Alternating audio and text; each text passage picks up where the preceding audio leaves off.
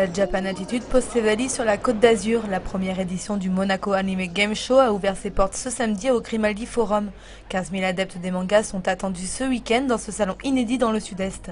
Il y a 2 ans, on avait organisé avec le Grimaldi Forum et le musée Guimet une exposition qui s'appelle Kyoto-Tokyo des samouraïs au manga. Et j'avais vu qu'il y avait un réel engouement autour de ces thématiques. Et j'avais vraiment envie d'organiser un salon grand public à Monaco, ce qui est une chose rare sur ces thèmes-là. Le salon n'est pas identique à celui de Toulouse parce qu'à Toulouse, c'est vraiment un salon uniquement geek. Alors que là, à Monaco, on a voulu faire un croisement. C'est plutôt, on essaie de se rapprocher d'un festival comme le festival d'Annecy, qui est un festival d'animation d'envergure et le plus grand au monde.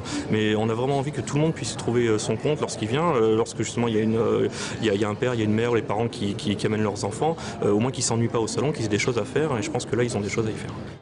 Personnages de manga, jeux vidéo et goodies sont mis à l'honneur pendant 2 jours, mais la grande star du MAC, c'est Goldorak et son créateur Go Nagai.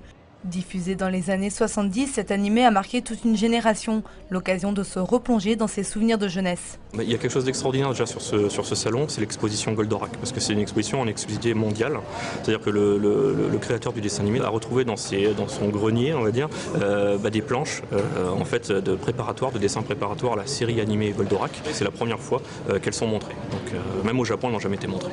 C'est venu d'un simple morceau de papier, il a permis de faire quelque chose de grand. Cette personne, elle a changé un univers, elle m'a changé à jamais. Ça rappelle des souvenirs. Moi, j'ai pu voir Goldorak quand j'étais petit, c'était la rediffusion. Même si aujourd'hui, il y a des nouveaux mangas peut-être plus populaires.